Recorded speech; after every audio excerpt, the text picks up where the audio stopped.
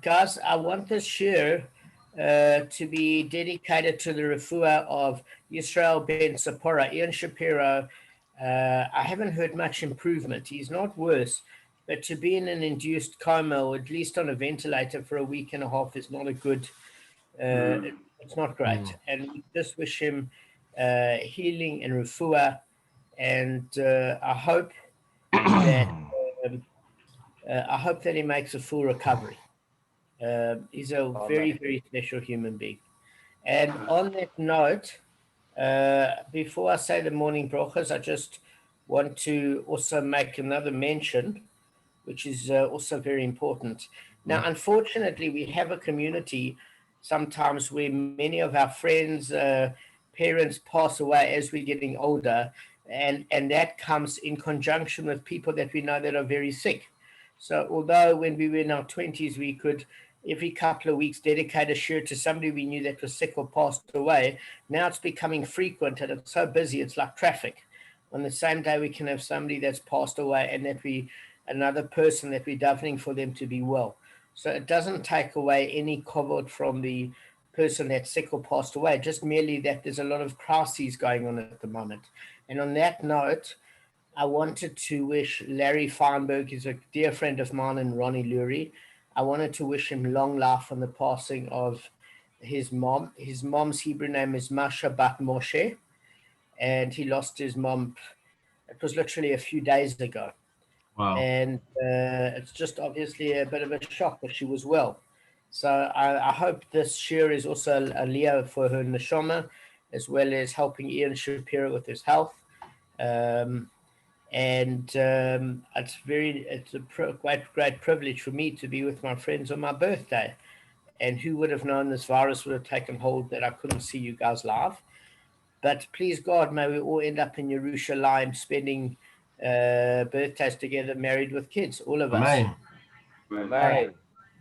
Amen. So let's start off with the morning bracha. Baruch atah Adonai Eloheinu melech haolam, asher kiddushanu b'mitzvotav v'tzivanu l'suk b'divrei Torah. Barevna Adonai Eloheinu divrei Toracha b'finu b'yamcha beit Yisrael. V'niyeh anachnu b'tzeitzeinu b'tzeitzeimcha beit Yisrael. Kulanu yodea shemecha v'lomdei toratecha lishma. Baruch atah Adonai lomei Torah l'mo Yisrael. Amen. Baruch atah Adonai Eloheinu melech haolam, asher b'chabad mikol hamim v'natan lanu torato. Baruch atah notena Torah. Amen. Blessed art you, Adonai, God, King of the universe, who has sanctified us with his commandments and commanded us to engross ourselves in the words of your Torah. Please, Adonai, God, sweeten the words of your Torah in the mouth and the spring of your people, the family of Israel. May we and our offspring and the offspring of your people, the house of Israel, all of us, know your name and study your Torah for its own sake. Blessed art you, Adonai, who teaches Torah to his people, Israel. Amen. Blessed art you, Adonai, God, King of the universe, who selected us from all the people and gave us his Torah. Blessed art you, Adonai, giver of the Torah. Amen. I am doing the brachas in English because I'm an English speaker. So even though I'm cognizant of the general meaning when I read Hebrew, I think the English helps us solidify for English speaking just the cognizance of what we're doing here. Okay, Kev, start reading. Okay, I've got two things here, Sure.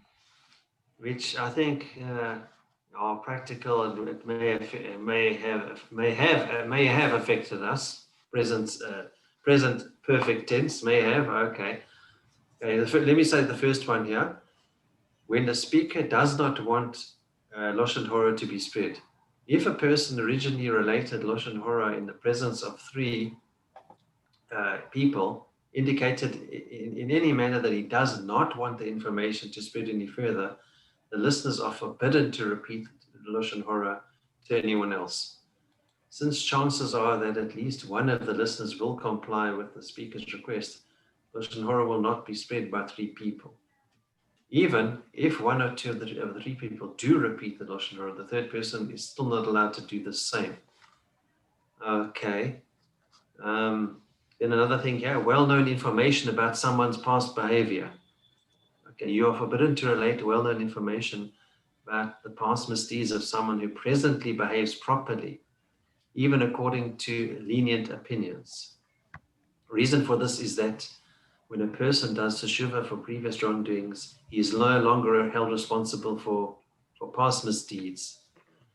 For the same reason, even according to a lenient opinion, you are forbidden to belittle someone because of his father's misdeeds, although the matter might be common knowledge.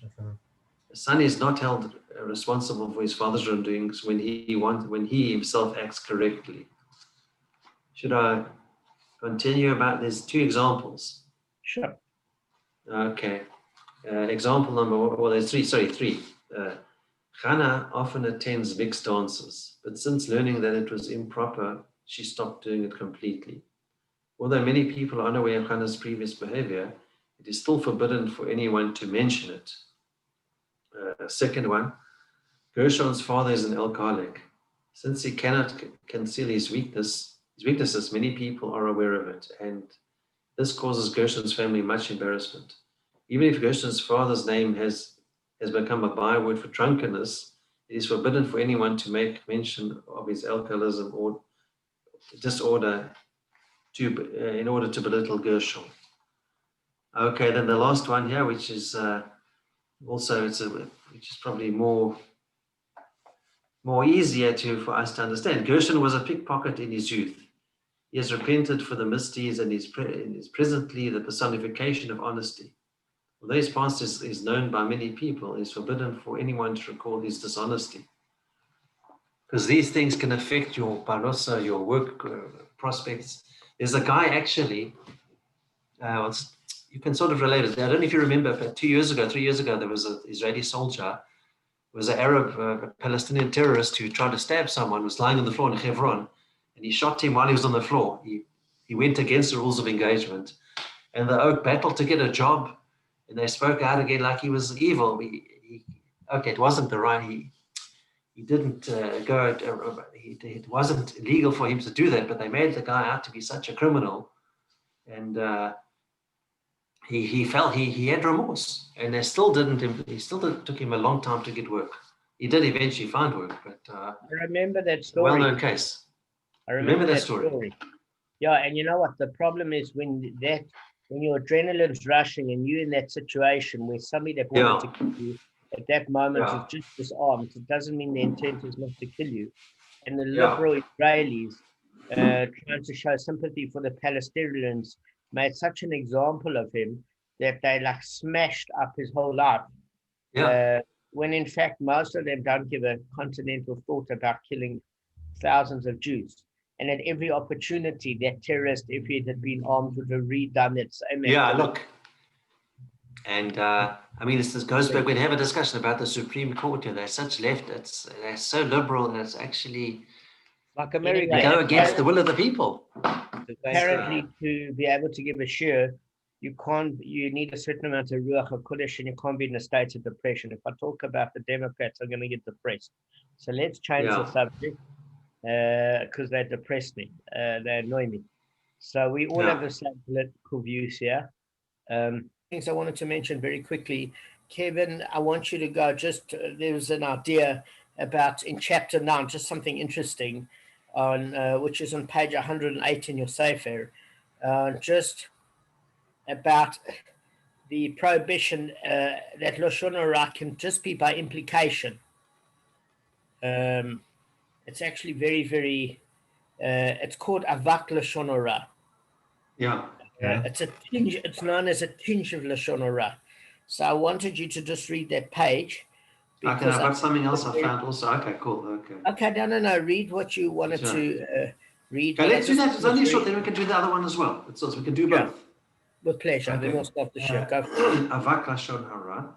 Any statement that is not Lashon Hara in itself. No, slow down. We want to hear you, Kev. Enjoy it. You're speaking to your friends here. Any statement that is not Lashon Hara in itself, but will cause Lashon Hara to be spoken, is termed Avak Lashon Hara, i.e. a tinge, as you said, of Lashon Hara. This is not as serious as actual Lashon Hara, but is nevertheless prohibited. Okay. But I found something here. Before you go on, I just want to give you one or two examples because this is important of what we say a tinge of Lashon Hara is.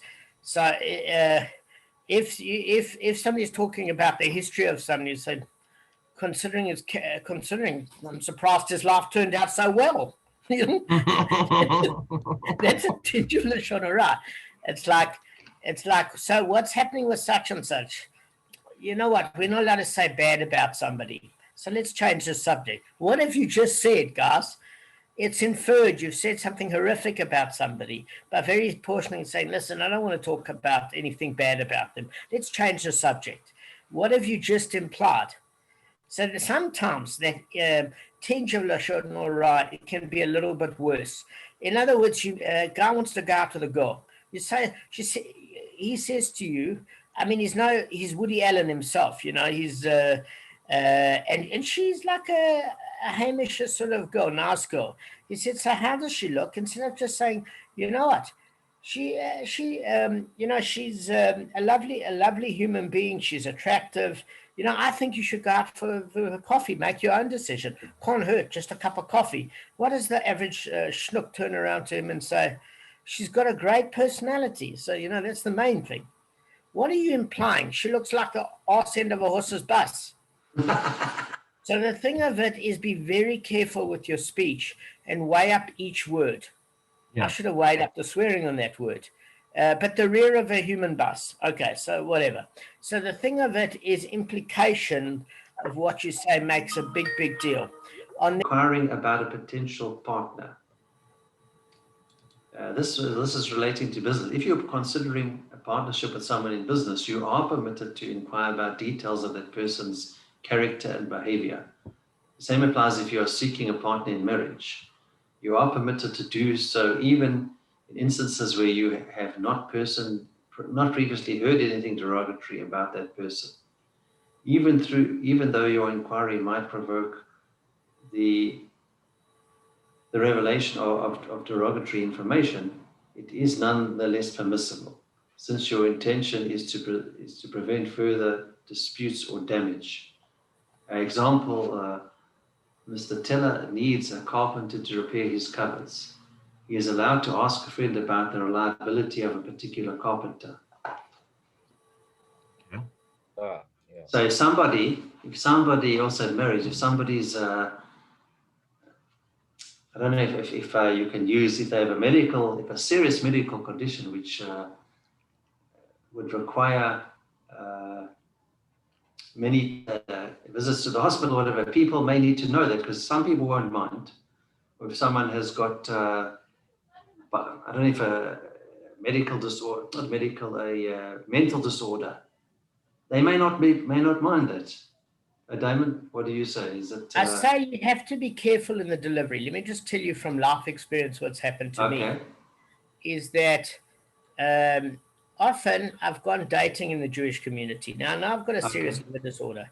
So what happens is, initially I wanted to tell everybody on the first date everything.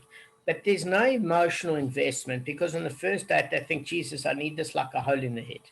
One of the things is that one of my very long-term relationships occurred when we were friends first, and she got to know me, and the health story she accepted fine, because there was a lot of emotional investment in the friendship, and then it developed into a relationship, etc. But on a shidduch date, if you give the person the news on the first date about your whole life drama, there won't be a second date. So generally what happens is you get to know each other a few dates, and then she starts to unpack the skeletons in her closet, and you unpack the skeletons in your closet, and pretty much you get to know each other, warts and all. In other words, for the good and the bad. And it's almost a journey of exploration. The problem is, it often happens that on the second or third date, I'm going to mention the next date, listen, this is my liver disorder, this is the story.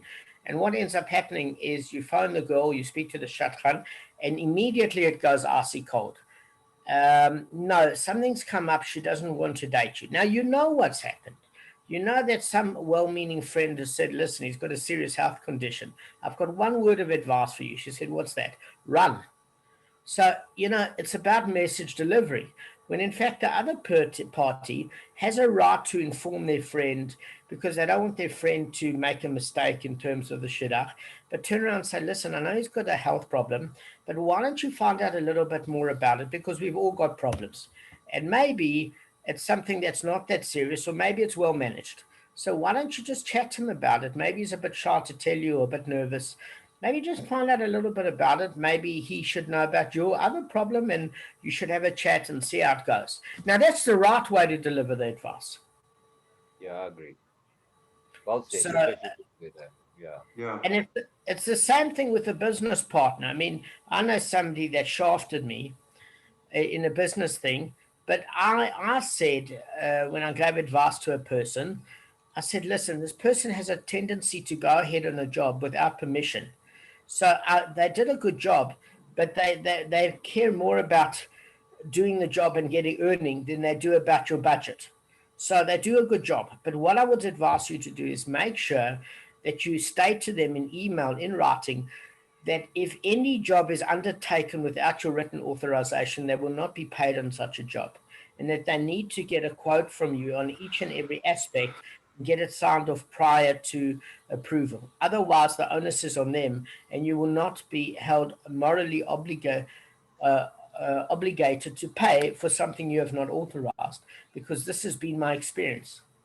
Now, then you're delivering a message and saying, listen, they do a good job, but they don't have a courtesy enough to ask you, and you feel morally bad because they've done the job, but you never actually authorized that amount of payment. So, in other words, you're giving them a way forward, making them aware, but not saying this guy's a schkotz. Does that make sense? So that sort of delivery of the sensitivity of details of how to proceed forward is something that I'd recommend, both in a personal matter as well as a business forum. Yeah, correct. That's actually very tactful and very well put. Thank you. What happens if you can't discuss it tactfully? See, what happens if there's no other way? No. I'm saying the truth of Yeah. it is sometimes you've got to say to the person, this person is not a good service provider. This was my experience. But you have to then deliver a factual message without emotional intent. Now, I'm not always successful about this. Why? Yeah. Because when I think of somebody that robbed me, I want to stick a fork in the eye. And this you don't have to edit out, Arthur. I hope it goes. Because nobody likes to be robbed. Then the emotions swell up inside me because I get upset. So sometimes I find that difficult to do that. So what I do is I send an email, okay, and I say, listen, this was my experience on this particular date.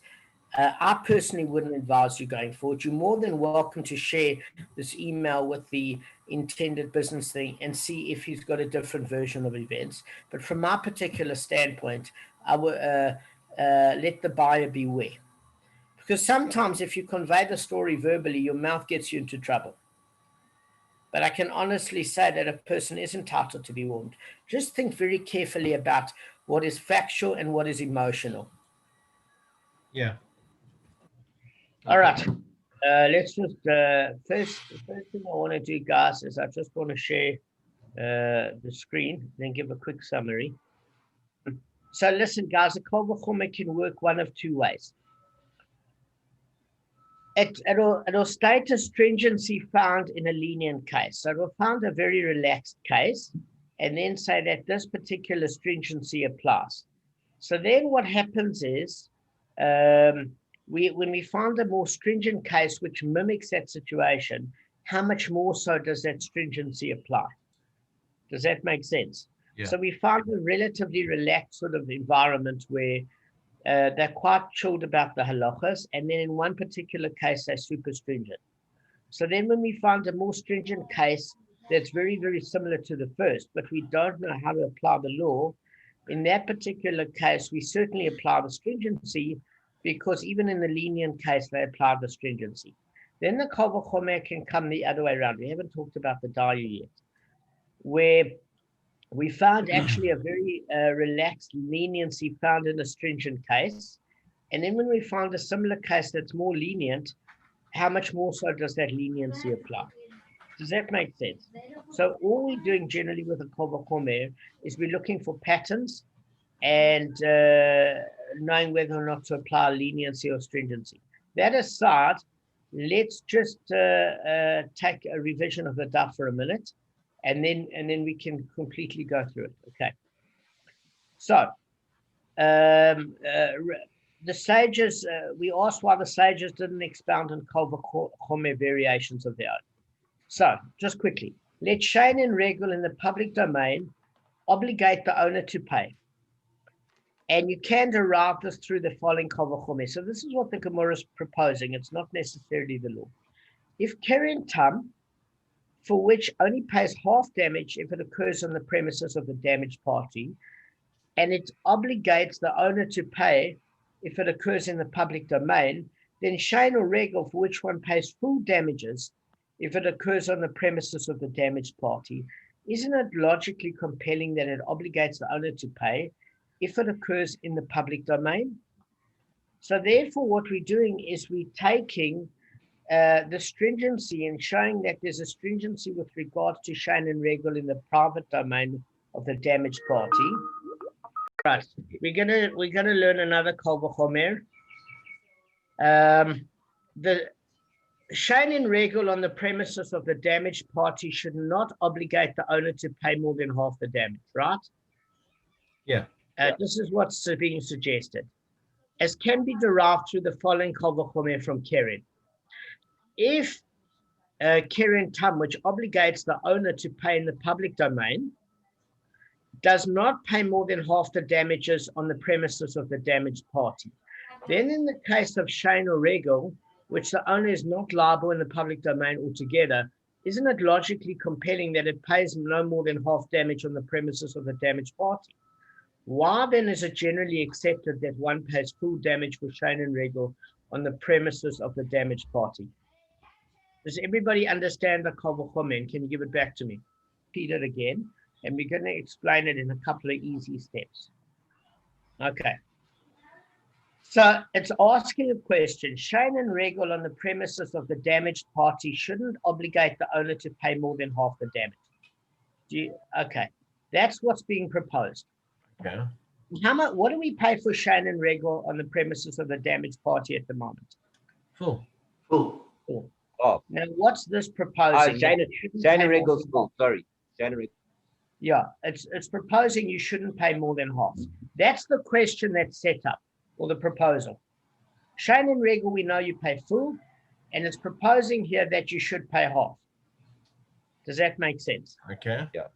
Fine. So we're saying what logic is trying to tell you this? And you're deriving it from the logic as follows.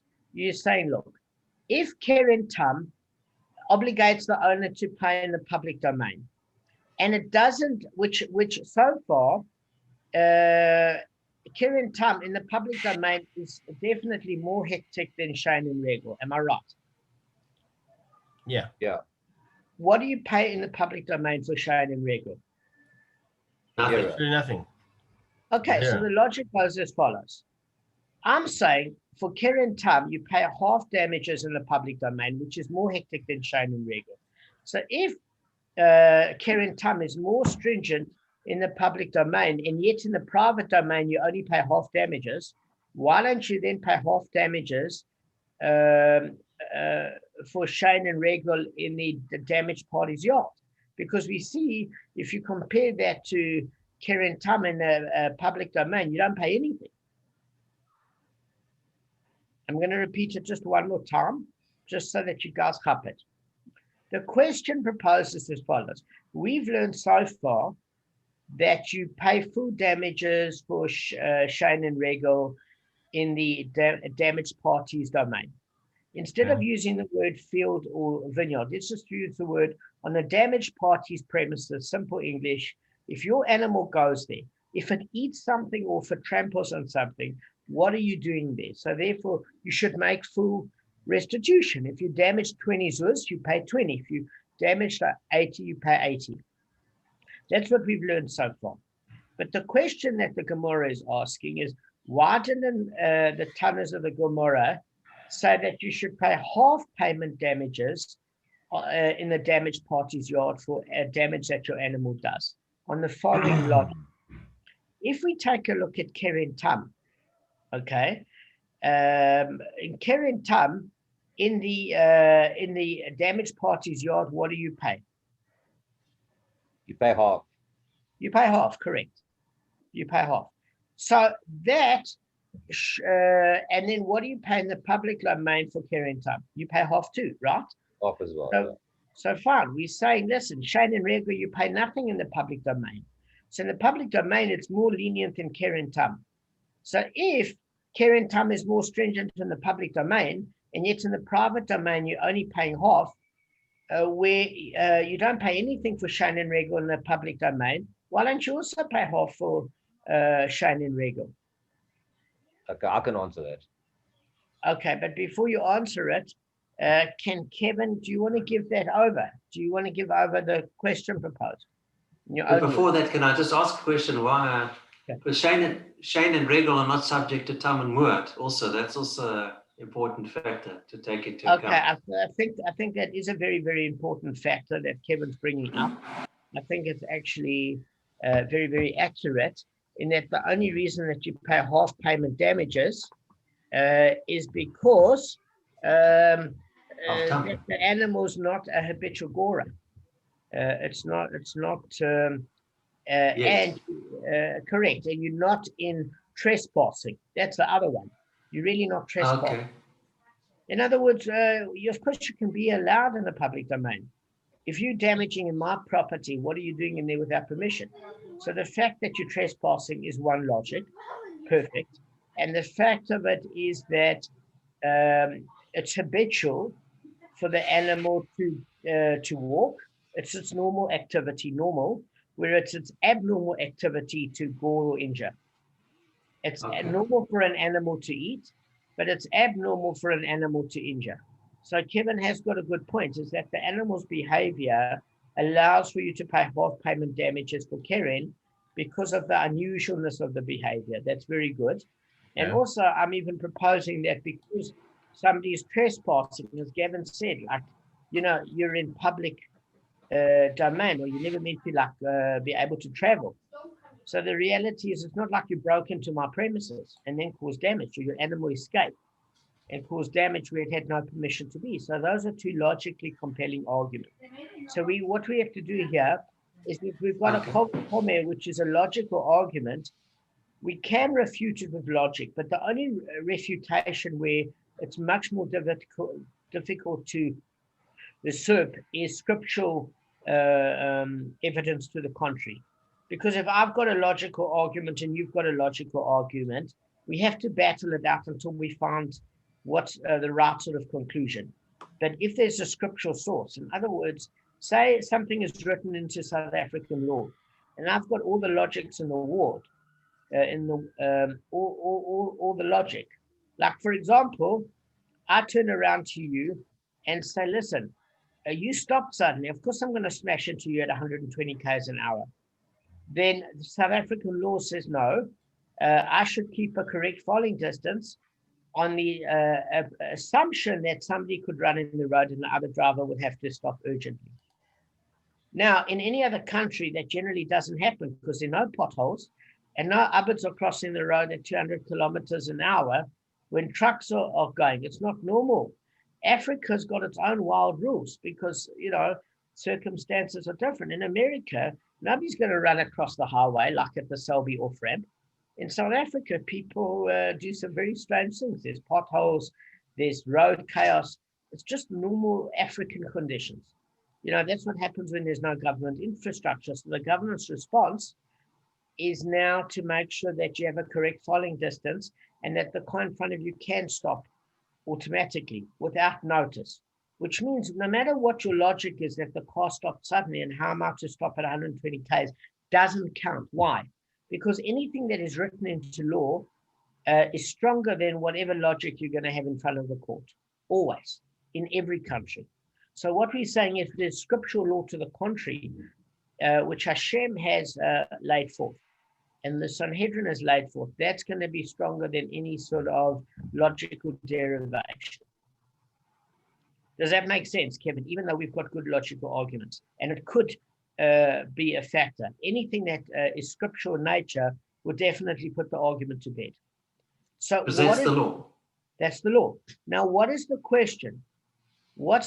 Just put in your own words, Kev. Okay, I'll try. It's not. I'm not. This is not one of my strong points. No. You know what we do? You guys It's not to put. Yeah, I'll try my best. No, It's just fun. but Just I having can't fun. give it across the way you guys do it, but I'll try my best.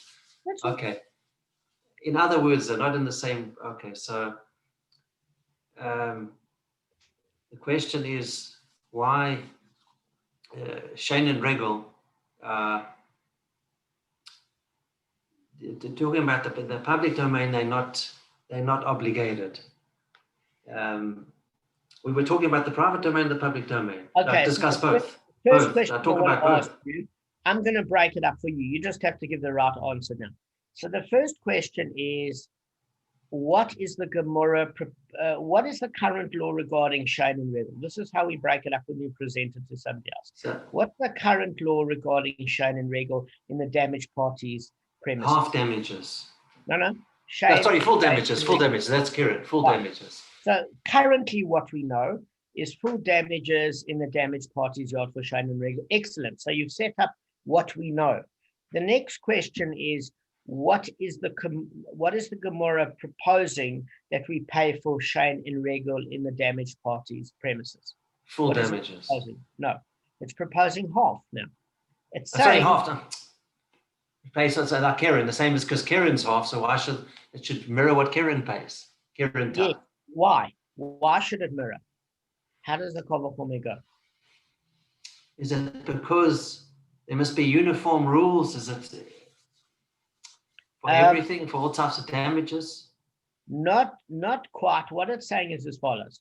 We've learned Shane and Regel full payment damages in the damaged parties premises. The Gemara is proposing, well, maybe we should look at it again, the issue, and pay half payment in the damaged parties yard for Shane and Regel because of this logic. Let's take a look at the only other comparative damage we know with animals, and that is Keren Tum. So when we look at Keren Tum in the damaged parties yard, we know it's half payment damage. So we say maybe Shane and Regel should be half payment damages like Keren Tum, because if you look at the public domain, Keren Tum is more stringent than Shane and Regel. Keren Tum, you pay half payment damages in the public domain, whereas Shane and Regel, you pay nothing. So if were you paying half damages for Keren Tum in the public domain, and now in the private domain of the damaged parties yard, you're paying half damages, how come then when Shane and Regel, you pay nothing in the public domain, and you're suddenly paying full damages in the damaged parties yard? Why don't we pay half damage? Does that make sense? Yeah. You should pay something. I mean, it's they can't because. Yeah, no, you have to pay something. So that's why I'm saying, why don't you pay half?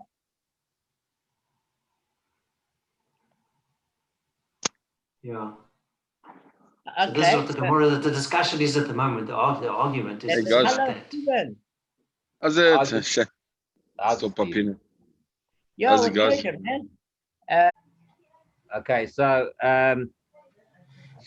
to me, this Kava Kamma can't work because of the fact that there's a scriptural source which supersedes everything else, telling us very clearly that Shane and Regel is full payment in the damaged parties yard. Where does it say that? I can share the verse, and I want you to tell me where it says that. Just hang on. I want to share the verse with everybody. But before we do that, I also want you to explain over the question. Just there it is. Where's the word full payment? What you said again, Gabe? I'll present it now, Stephen. I'll present it now. I'm in and out. There must be a continuation, part B to this. There has to be. Okay, so you're on the right track, but we need to show you how to find it. So is it using a Gavera Shava? No, listen, Gav, but you haven't presented the Kava Kamma to Stephen. I want you to teach it to Stephen. No. So the Kava Kamma, I mean, no, I just honestly thought that was a scriptural verse. No, but you're jumping the gun because I want you to teach to Stephen what this question is in the Gemara and how does it All right. So the question in the Gemara is that for Keren, so they're comparing Keren with Shane and Regel. So Keren and Shane and Regel in the public domain, Shane and Regel is patu, is exempt. You don't have to pay anything. Just hold on a second. So you don't pay anything for damage in the public domain, but Karen, you pay half payment. So the Kavachoma they're trying to produce here is the question mark is ready for Shane and Regal, presuming there's no source based on what you showed me there. It didn't specifically state that that you pay full payment. So until we find that source, it's a question mark. So what they're trying to do is they're trying to extrapolate from Karen due to the fact that Karen is half payment in the damaged party's yard, which is more strict, even more so. This is the Kavachome, even more so that Shane and Regal should not exceed half payment. So, Gav, I know you understand it 100%. I can hear, but the way that you're explaining it over is very complicated. Okay, right, so then fix it. Thanks. So I know you know it. So, all right, guys, Stephen, I'm going to explain it to you like this. Because you've been in and out, let me explain it to you on a very easy basis. No. Just give me a minute, Steve. It's going to be an easy one now. Well, can I try to do it for you? Yeah, okay. Or do you want to do it? No, you can. Okay. I'm not going to use the same terminology as you. I'm going to just try to keep it simple. Sure. Well, they're all Okay, they're all trying to take what we want to do is take a complicated concept and give it over easy to Stephen without confusing him. That's the goal. Okay, so Stephen, and correct me if I'm wrong, Gavin, and all of you, if I'm okay. So basically, as it currently stands, per scriptural sources, is it? Okay. Shane and Regal in a public domain are exempt from damages. Yes. In a private domain, Shane and Regal pay full damages, whereas Karen damage is liable for half damages in a private and a public domain. So the discrepancy here, Steve, are you there? Yeah. But you're driving now, Can you just mute Stephen? Okay, so Stephen, did you have us? Okay, so basically, the discrepancy is that why is Shane and Regal full damages in a private domain, but not full, not and then exempt completely in a public domain? Present it to me, because he got pulled over in his car. Present it to me. I'm listening, and I care. Okay, go for it. Okay, so does Avis. Anyway, anyway. Seeing that he's driving his car. Anyway, let's stop with that. Okay. Okay, talk to me. So basically, then why shouldn't? No, start again. Why should Shane and Regal be exempt in the public domain if they're paying full damages in the private domain? No. That's not the question. That's not the question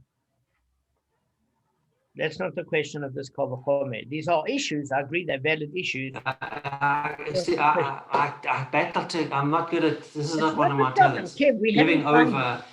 Kevin, I promise you, everybody's talking. We have. No, it's fine. It's okay. I'm happy with it. No, and you're doing good, Kevin. It's better to try, and even if you don't get it out. You know what? You're getting to understand all the concepts. No, I do. No, thank you, Gavin, as well. We all are different. Yeah, thank you. No, just go. Thank you.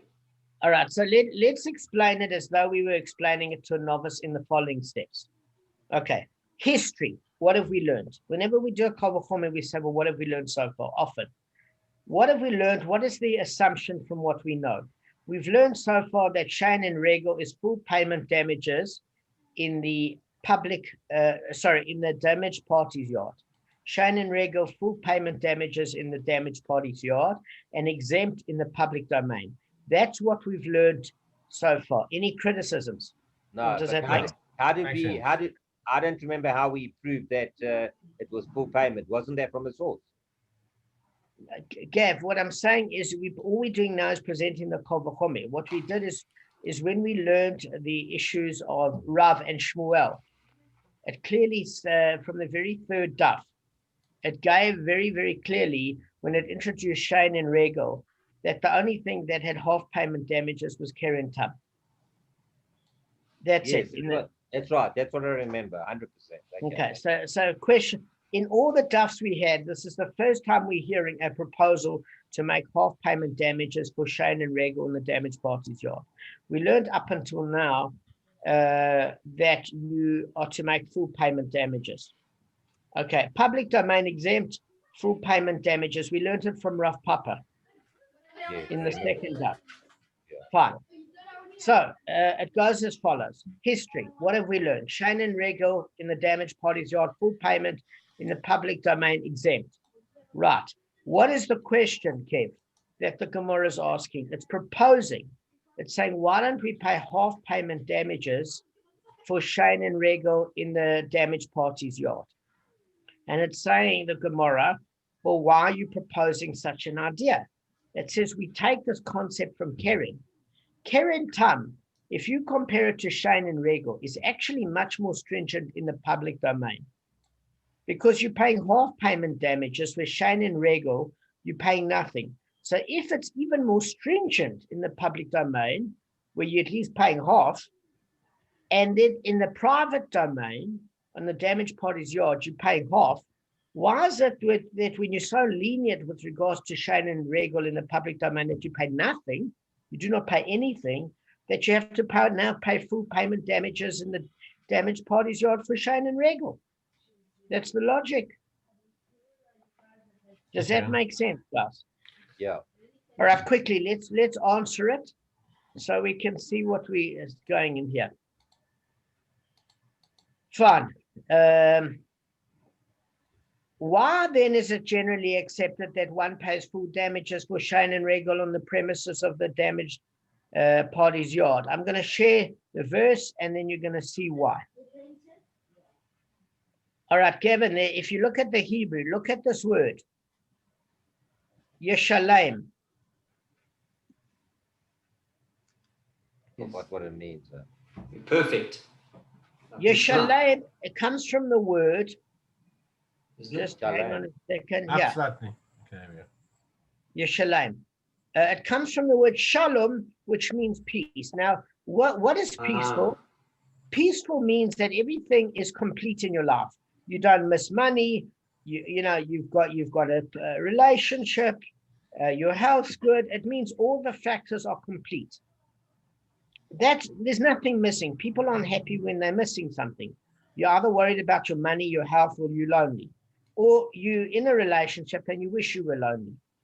All of these things is a lack of completeness. So the word yeshalem, which means completeness, is restitution. If you damage me for 100 zuz, how are you making restitution if you're only paying half of that? It means good and complete compensation. That's the term, yeshalem, which means completeness. So you can't damage me for 80 zuz and then all of a sudden expect me to be happy with 40 because I'm 40 zuz short. Okay. So if you damage me for 80 and you repay me what you damaged, I'm happy. Yeah. Because you completed the damage you caused. You made full restitution. So the word yeshalem is where we get that biblical ordinance to pay for full damages on the damaged party's yard. And how do we know it's on the damaged party's yard? Because it's mentioned it twice. Okay, so from my understanding is in a public domain, it's not as important because you aren't friendly with the guy. So it wasn't like truly an accident, but on your friend's domain. Nothing to do with that. In the scriptural source, it mentions in the damaged party's yard. Okay. No, I'm saying that's the whole thing with Keren, is that there was no specificity with regards to where the damage would happen. Okay. Which is why even if you're friendly or not friendly, you have to pay. Whereas with regards to Shane and Regal, you're coming into my premises without permission, or you're letting your animal in to trample and eat as it wants in my premises. So it's specific in terms of premises damage, whereas Keren doesn't specify where the damage has to take place. But it's the same punishment wherever, so it doesn't need to. But it's the same punishment wherever because it doesn't specify. Yes, no, okay, both ways, yeah. But you're talking about Keren, half and half, Damon. Yeah, the law is Half not public, half divergent. private. Yeah, the law is not divergent, meaning when you're not specific, and I say you have to pay for damages if you create damage, then you should pay the same in both territories. Because I haven't excluded one territory or made one more significant. Why is But the also- distinction? Yeah. Yeah, But well, also, Or Shane and Regal. Sorry, Gavin. Yeah. I wanted to say that Karen also scripturally has got a special dispensation, whatever, for this thumb. So how can you take something where there's a thumb principle applied to it and apply it Well, to what about Soros, which is part of Regal? yeah, but payment? Soros is No, that's it's from Regal. July. No, I'm saying it's still half payment. Tell you where we're holding at the moment in the Gemara. We finished 26a1, the portion discussing that the verse states Yishalem, which implies good and complete compensation. And that's why we don't hold party to half payment damages with regards to Shane and Regal in the private domain. Okay. Now we're going on to a new Kal V'chomer now. Also, these Kal V'chomers are at least fun and are interesting. So the Gemara considers why another Kal V'chomer is not expounded. Listen very carefully. Keren Tam, firstly, I need to explain to you the premise upon which this is given. This will probably help you guys quite a lot. Okay, the first thing I want to do is share my screen. This will help. Okay. Can I just ask you to go back one thing? Sorry, Damon, I never actually got that clearly. Just for 1 second, just give a brief thing on why the previous Kal V'chomer doesn't work. Okay. I think I've just forgotten from yesterday. Sorry, just a refresher. That's fine. Sorry. That's fine. All right. Let me go through it quickly. I apologize. The Gemara considers the Kal V'chomer that the sages dispute Rabbi Tarfon should expound. Shane and Regal on the premises of the damaged party should not obligate the owner to pay more than half the damage. So this is how it's derived from the Kal V'chomer from Keren. Okay? Keren Tam obligates the owner to pay in the public domain. And it doesn't pay for more than half the damage on the premises of the damaged party, right? Yeah. So then in the case of Shane and Regal, where the owner is not even liable in the public domain, isn't it logically more compelling that he pays no more than half damages on the premises of the damaged party? That's what was proposed. So why is it generally accepted that one pays full damage for Shane and Regal on the premises of the damaged party? Well, there are a few reasons. I like Kevin's reason yesterday. I thought it was pretty logically compelling. I mean, it was logical, it wasn't scriptural, but I liked it. He said to me that, listen, Damon, Tom, you're paying half damages because it's not the ox's nature to go. Whereas in the case of Regal, it's the animal naturally moves like that. It's a very nature. Same when it eats. So then it's usual damage, and an owner can be expected not to allow his animal to wander out. So I thought that was a compelling answer from Kevin. I loved it. And I think also further to which, Kevin's statement is even stronger, because I could turn around and say, well, what was your animal doing on my premises? I never gave you permission. So Kevin, you should care for that. I think that was well done. Yes, very good. The scriptural law is always stronger than logical arguments. Why? Because when you land up before a South African court, we used the example of a car where a guy suddenly stopped you, banged in the back of him, and you say, listen, I'm going at 120 k's an hour. Why do you expect me to stop in 0.4 seconds? And the response is quickly, no, but the law is you should have the right following distance. The fact that there are potholes and crazy people running pedestrians across a highway, the law isn't interested. And that being said, it's prudent to not go at a fast speed and to keep a right following distance. How practical is it? I don't know. But whatever your argument is, if the law states the contrary, your logical argument doesn't supersede the law in any country. Okay. So regarding that, what is the scriptural law? It's the verse states Yishalem. How do we know the verse states Yishalem? Well, if I'm sharing my screen, can you guys see Exodus chapter 22, verse 4? Shmot, can you see it? Yeah. Yeah. So look at the word Yishalem here. Yeah. And Yishalem means complete coming from the word shalom, means it's complete. When you're feeling a sense of peace and shalom, yeshalem is a word complete restitution. We also shared yesterday, which I shared on the Bava Kamma group, that you had different words implying different sorts of payment, of restitution. And those 4 different terms actually describe very much in depth what your 4 terms are involved with. I mean, there's the word tachas, nasina, yeshalem, and kesef, and they all have different implications in terms of how it's paid, for what damage, and what does it mean. But whenever you heard the word yeshalem, you shall pay, it means a complete restitution for the damage you caused. And it's on that basis that the kal v'chomer of suggesting half payment damages and logic is obliterated. Okay, so bottom line is that this scriptural source supersedes the kal v'chomer. Yes, because Kevin's argument is logical. But I forgot about that yesterday. I apologize. No. I'm saying Kevin's argument is logical. But if you've got 2 logical arguments, who's right? That's difficult to know. Whereas the law supersedes everything. All right, Okay. cool. Thank you. Thank you so much.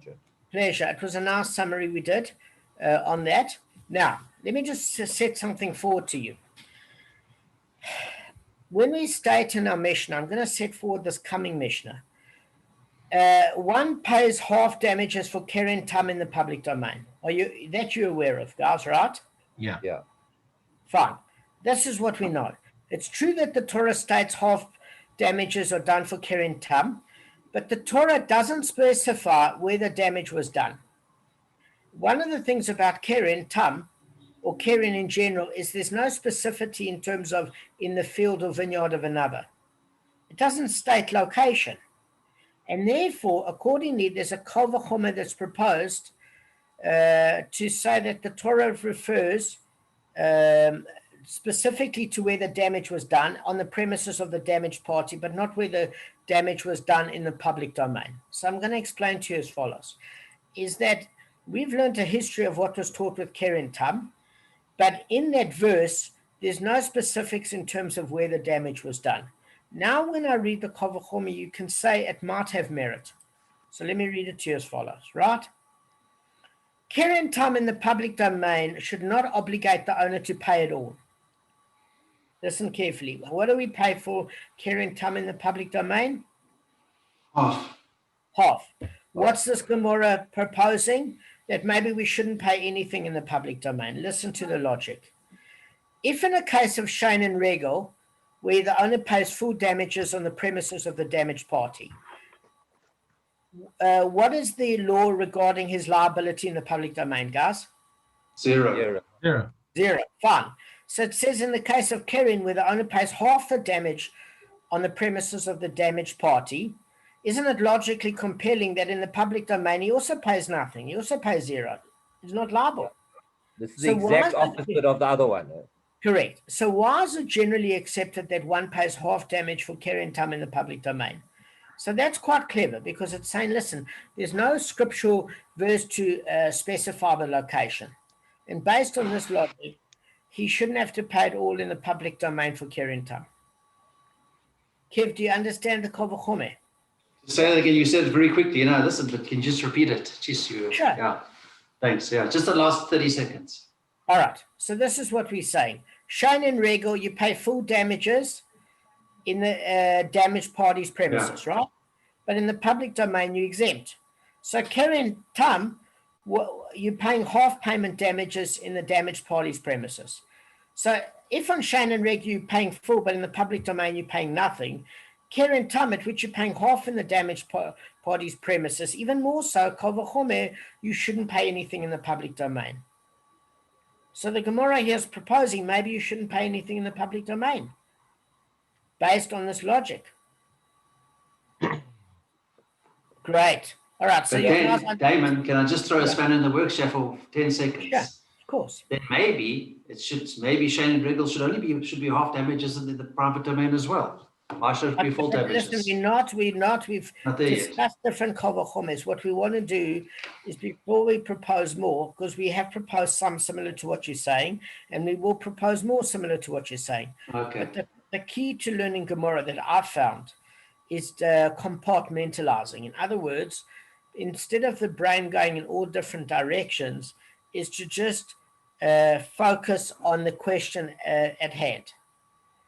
And the question at hand is pretty simple. So what's the answer, guys? What do you propose? It's a tricky one because scripturally there's a problem scripturally, because scripturally it seems to be it covers all areas. So now you're coming in with the Bava Kamma that's going to dispute a scriptural source. Okay, when you say it's coming in from all areas, I'm going to bring up that verse and maybe you can pick it up. Okay, maybe you can pick it up. All right, just give me 1 second. I think that's, guys, I think that's a compelling reason that Gavin's mentioning, is that they obviously did derive it from somewhere. That's for sure. Let's just look at the field. Yeah. Okay. Okay. Let's look at this here. Just wait, guys. Let me just see if it's this. Yeah, it's this. When an ox injures his neighbor's ox and it dies, they shall sell the live ox and divide its price. They shall also divide the dead animal. I see no mention here of area. Okay. Gavin, what do you say? No, there is no mention of, I don't see Of domain. Yeah, the there's man no here. injures his neighbor's ox and he dies, they shall. So Yeah. no, this is but this is wait, private. hold on. This is private domain, eh? Yeah, because Where? it's neighbors. If it's your Neighbor. neighbor, it has to be. No. It could be it could be walking in public, a neighbor's ox. Does it? Yeah, Could be anywhere. Doesn't specify. but it's unlikely that you. Can, No, it's not unlikely, Okay. because what we're saying is here. Just to hear what I'm saying. Okay. If I say my bucky hits your sedan, my bucky hits your BMW. It could even be on the road. All I'm saying is my ox damages your my property damages your property. In fact, it's even more likely that would occur where two people would publicly meet.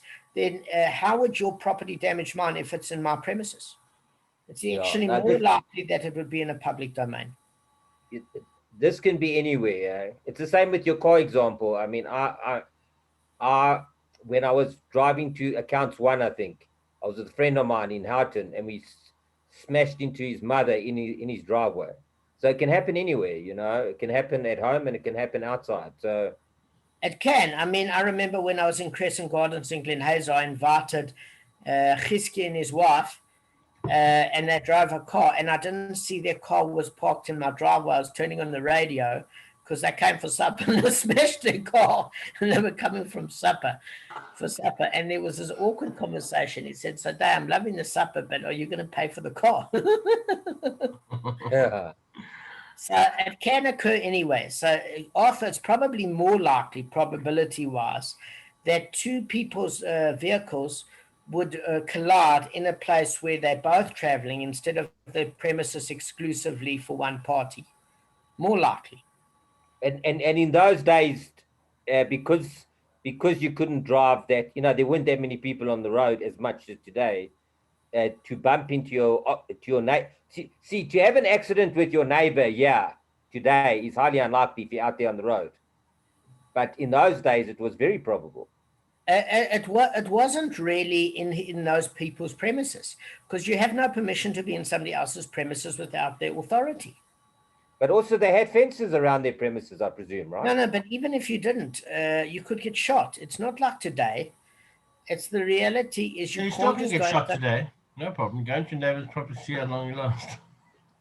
Okay, guys, I'm trying to have a serious conversation. Even if there's no fencing or whatever, there is an obligation to build fencing. We learned this 2 Gemaras ago about the sheep that were going in the yard. Remember where he didn't want to get involved. And the obligation is if you have animals, you have to build the fence. We learned this. But yes, fencing aside, nobody has the right to go on your premises without permission. So all I'm saying is here is that this would include the public and private domain. The probability of your property colliding with somebody else's is more likely in the area where you both have permission to be. It's more likely because why would somebody bring their property into your property? It's less likely. And if they do, it's absolute theft, absolute theft. So if anything, it includes both domains, but more likely the public domain. So if it includes the public domain, then why shouldn't you, when this case is more probable, pay in the public domain? Why should you get off the hook? Why? Why are you getting in the hook or Shane and Regal? Because it says in the field or vineyard of another. Does that make sense? In this verse for Shane and Regal? Yeah. When a man lets his livestock loose to graze in another's lands, and so allows a field or vineyard to be grazed bare, he must make restitution for the impairment of that field or vineyard. So why should, for Keren, were you more likely to have two animals damage each other or two vehicles colliding in an area where you both are, for it to exclude any sort of restitution in the public domain? That's pure logic. So let's look at scripture here. Let's look at scripture. Fine. The Gemara answers as follows. Rav Yochanan said, the verse states a second time concerning Keren Tam. They shall divide. Okay? So what happens is it's making a Gezerah Shava. I'm going to share the screen now. Exodus Shmot chapter 21 verse 35. Now this is what the Stone Chumash actually says. Okay? It says, and if a man's ox shall push the ox of his fellow, and it does, then they shall sell the living ox and divide its money, and the carcass too they shall divide. Now, obviously, this concluding expression, right? They shall divide. It's mentioning it twice, both in terms of the carcass as well as dividing its money. So there's a Gezerah Shava there. It's unnecessary to say it twice. So in other words, it could have just stated simply, they shall sell the living ox and divide its money. And the carcass too would have meant the same thing. So the additional expression, according to Rashi, the Gezerah of they shall divide, as a purpose of exposition. What's that purpose of exposition? I'm going to tell you now and share the verse. It's teaching as follows, right? Rav Yochanan is teaching that the law of half damages is not divergent. Guys, do you know what divergent means? Not really. Like If I say I'm going down this road and I'm diverting direction, what does that mean? You're Going in another direction. going another direction. You're changing. I'm changing, yes. So divert means to change to another path. Divergent means to change in a different direction. If I say the law of half damages is not divergent, it means it's not subject to change. It means it changes neither in the public domain nor in the private domain. In other words, it's the same in both domains. That's what it's saying, and I'm going to share my screen now. Do you understand what I'm saying, mate? Yeah. So what it's saying is here, look at the Gezerah Shava. When a man's ox injures his neighbor's ox, and it does, they shall sell the live ox, the ox that attacked, the living ox, the goof, and divide its price. They shall also divide the dead animal. So all you have to say is, listen, the attacking animal, you pay half payment damages for Keren Tam from the body of the attacking animal. What happens is you shecht, or you sell the living animal, and then you divide the money for that, and you're paying half of that for Keren Tam. Why are you saying divide its price and divide the dead animal? It's the same thing. Once you've sold the dead carcass, you divide the price. You give him half the money, and you're paying only half the money for Tam, based on the leniency of half payment damages, and the second leniency within the value of the damaging animal from the gufa of the living animal. Does that make sense? Yeah, I think the reason they're saying both of those names is because they're covering where the animal is basically dead or alive. You got to divide the price. Not at all. No? Not at all. There's a Gezerah Shava from Rabbi Yochanan. Sorry? And the Gezerah Shava is that it's using the words divide twice. Okay? And what it's saying is you don't have to use that word twice. Rav Yochanan develops the Gezerah Shava, which is law, that says the law is not divergent. It's coming to show that whether it's the private or public domain, you equally for the keren tam have to make half restitution on the refuah of the animal, because it's a repeated statement. If I'm saying, just give me a sec, Kev. If I'm saying that my ox attacks and kills your ox, then the living ox is sold because you pay half payment damages. So if I caused you 200 zuz worth of damage, for a keren tam, for the first 3 offenses, it's a tame ox. Leniency is half payment damages. I pay 150 zuz. But the second leniency is to the capacity of the attacking animal. And maybe my ox that attacks yours is a puny little ox and only worth 110 zuz, which means I give you that 110 zuz. I give you to the capacity of what the dead animal is worth. Does that make sense? Yeah. Okay.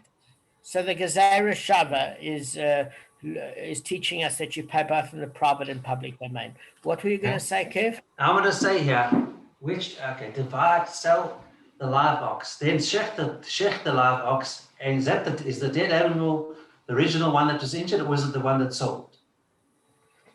Okay, so you see, it's a bit ambiguous here. So that's a great question. Let me tell you what Kevin's question is. Kevin's question is, it sounds confusing here the way they have to translate it in the Tzipporah.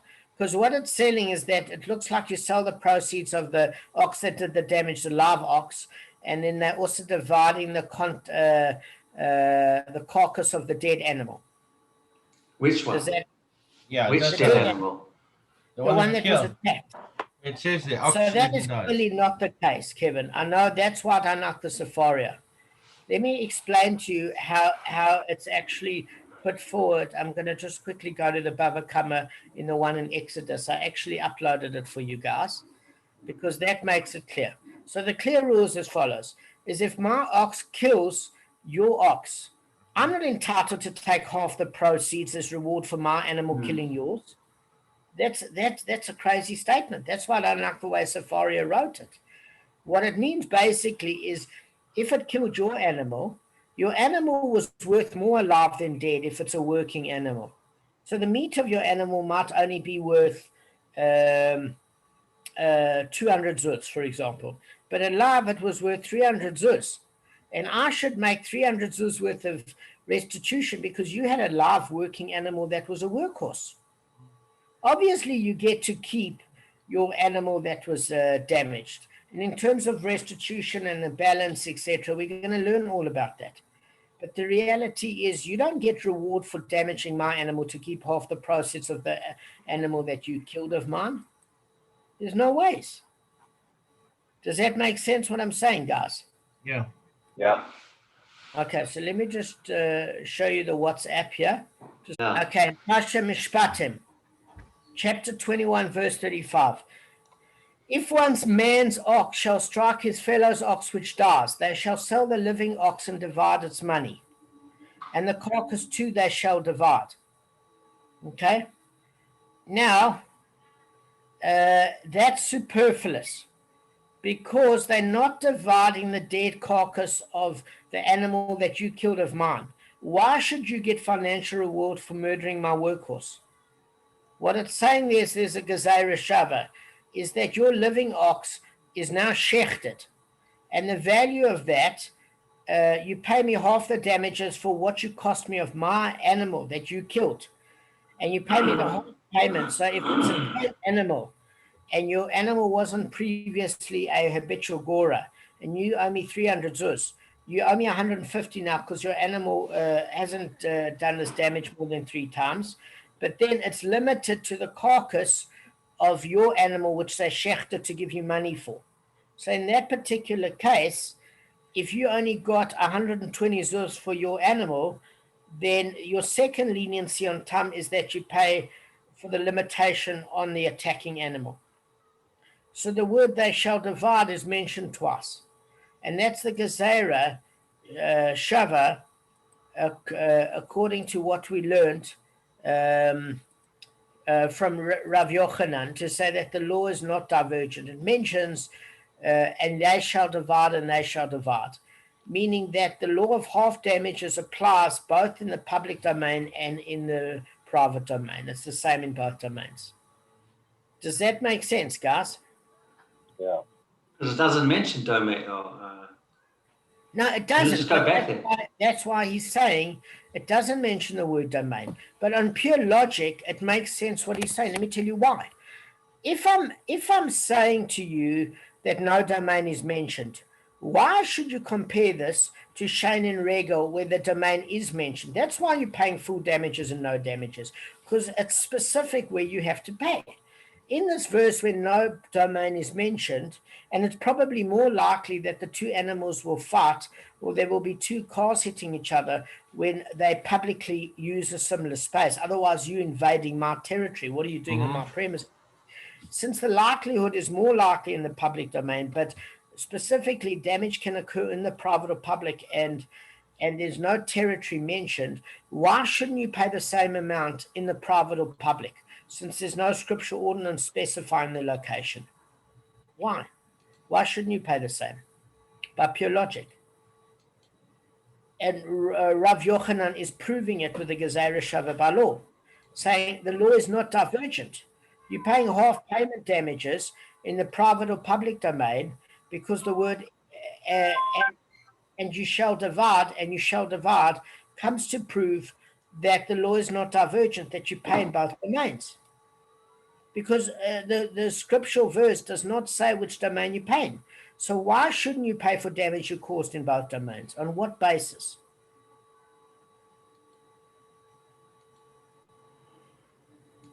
Guys? Why should you pay damage in both domains? No, why shouldn't you? In other words, if there's no scriptural law or legal law in a country that says you only have to pay for damage you caused in this specific area, if I damaged your property in the public by reversing my car and smashing yours in the parking lot, or I went into your private territory and smashed my car in your private territory, either way your car is damaged because I damaged it. Why shouldn't I pay in either area? Yeah. Why not? Because people incur a loss. Exactly. So therefore you should pay in both areas. And that's what Rav Yochanan is saying, that the law is not divergent because it mentions the word from the Gezerah Shava, and you shall divide, meaning you shall divide the costs in the private domain, and you shall divide the costs in the public domain. Yeah, got it.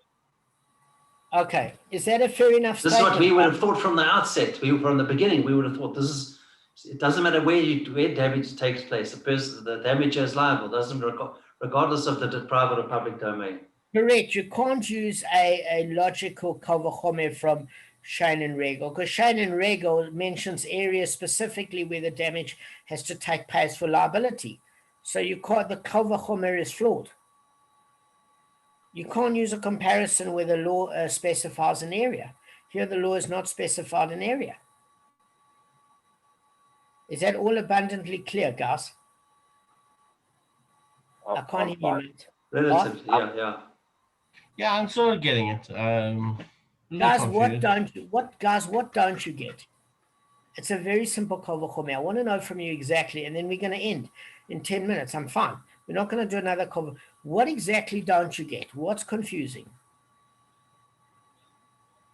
It's not confusing. It's just putting it together.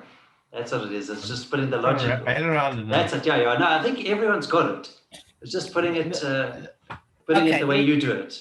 Can I ask you a question? Okay. Yeah, please. Please ask. Okay. So in what you read to us earlier about they split the live animal, they sell it and they split the money, right?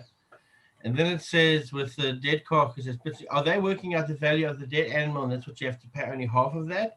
Or is that actually the animal that actually attacked that they're going to kill and split both? I don't understand that. All right. So I think Arthur's question is very good. Let me tell you why. Arthur's confused with the translation of the Tzipporah. And quite frankly, so am I. That's why I shared my screen, because the Stone Edition Chumash, the art scroll, is obviously a heck of a lot better there, because it explains it much better. Okay? So what we are going to do is explain it according to the art scroll. I'm just reading it and then I'll explain it. If one's man's ox shall strike his fellow ox which dies, they shall sell the living ox and divide its money, and the carcass too they shall divide. But if it became known that it was an ox that gored habitually from yesterday and from before yesterday, its owner did not guard it, he shall surely pay an ox in the place of an ox, and the carcass shall be his. Okay, so why I'm saying this is as follows, is when I share the screen and I show you that, what it's saying is a couple of things, Arthur, I want you to realize. Is that when your ox is muad, because it gored habitually. Can you see it says gored habitually? Yes. That means you've been warned. Then you have to play the ox in the place of an ox. What does that mean? And the carcass shall be his. It means that basically you have to make full restitution on the damage. Full restitution on the damage. So the person whose ox was killed can't. This was the dispute that we learned before. As far as I know, the person whose ox is killed can't end up profiting from the loss. He can't get to keep an ox that, say the ox alive was worth 300 zuz, Kevin, it was worth 300 zuz while it was alive. And now that it's been killed, it's only worth 150 zuz because it's not a working animal. So you can only sell it for the meat. So now it's lost its value because it's no longer a workhorse that can plow and carry things, etc. So now it's worth 150 zuz. Now, if the muad ox, of the ox that attacked yours, and Arthur, my ox killed your ox, you can't make the profit of your dead ox and me paying an ox in the place of an ox. They don't do that in insurance and panel beating where they just give you a new car. They fix your car. So in other words, what's happening is I have to pay the difference of the full restitution. So if I owe you 300 zuz, I can keep your carcass. And I can get whatever I can for the carcass as long as I give you what your animal is worth in full. So if your animal before its death was worth 300 zuz, I have to give you 300 zuz from choice property. But I get to keep your carcass because you don't get to profit off the damage. You don't get to keep my 300 zuz and the carcass of your animal and score 150 from the meat. I'm entitled to recover the loss by selling your carcass for whatever I can get for it to recover my losses as long as you given full restitution on your financial loss. Okay. Does that make sense? Yeah, I look, what I'm trying to figure out here, and maybe I can annotate it for you because I discovered you can actually do stuff. Okay, but Arthur, I just want to ask you in terms of the muad, before we go into the muad I understand. That I understand. You can't profit. But if you look at the one where it's tam, right? It says when you shall divide the money, right? Okay, so let's say my ox is worth 300 zuz. Okay, I cut that money in half, right? Your ox has now died. I pay you 150. Okay, so now you have your ox with 300 plus your 150, even though it's tam.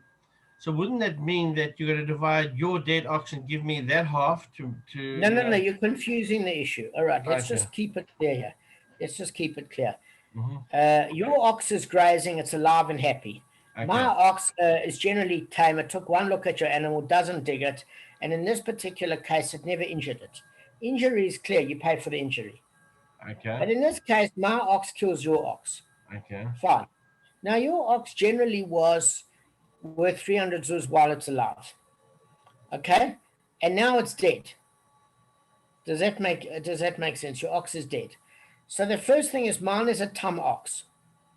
So it didn't mean to kill yours. So I get the first leniency of instead of paying you 300 zuz, I only end up paying you 150 zuz because my ox is generally tame. So that's your first leniency. The second thing of it is how do I pay for that ox? I pay for that ox based on the value of my attacking ox. So what should happen there is I should sell my living ox to be shechted and then give you the value of what I got for the carcass of my ox. Does that make sense? So if my ox is puny and it's only worth 120 zuz instead of the 150 half payment, I'll give you that, because the second leniency is on the gufa of the attacking animal. All right. If, for example, I don't want to sell my living ox and have it killed, why would I not have it killed? Because if an animal is killed every time it's tam, how does it ever become muad? That's a separate question. So let's just say I love that ox, Betsy. I love it. And what I want to do is I want to take it for appraisal to find out what that ox is worth. Then I probably get a written appraisal and say that the ox is worth X amount, which the base din will give me an appraisal, and then give you that amount, if I don't want to kill my ox, of cash, of not the half damages, but what the half damages are minus the weight of my particular ox. Meaning if mine's ox is a heavy ox, you get the full half payment damages. If it's a slightly puny thing, you get to the value of the what my ox carcass would be worth. I would think in most cases they kill the living ox because people don't have the extra cash flow. So you get to keep the carcass. I don't see that when I'm reading it. What I'm seeing here, Damon, I'm going to break it up and maybe it'll make sense. I mean, I'm not overriding. I know you the Kabbalist. No, I'm just trying to learn from you. It says, okay, Yeah. I'm going to show you something here. I've got a thing where I can underline stuff. I can even have a mouse pointer. Okay.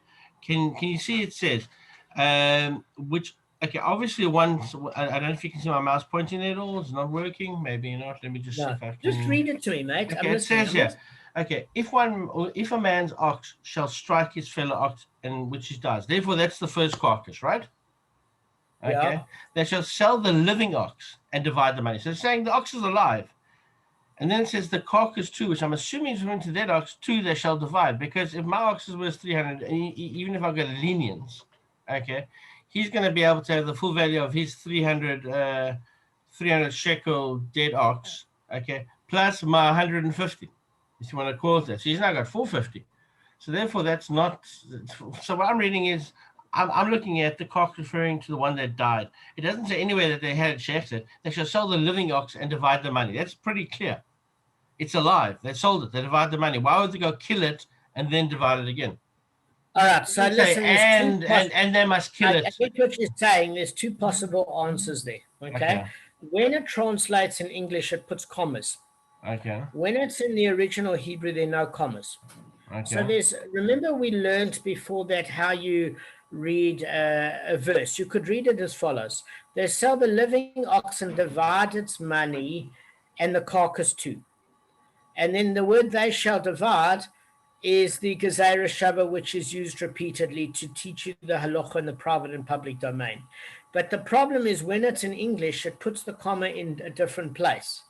So that's why when we learned before, remember the law of, I'll try and see if I can give it to you, of where if you libel in the public, in the damaged party's yard, remember when we learned about two partners?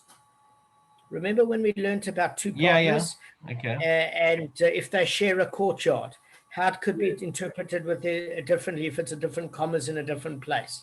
Okay, but even this one, if you move the commas, it still refers to selling the live one and the carcass of the dead one, and they shall divide it. No, it doesn't. It doesn't, because it does.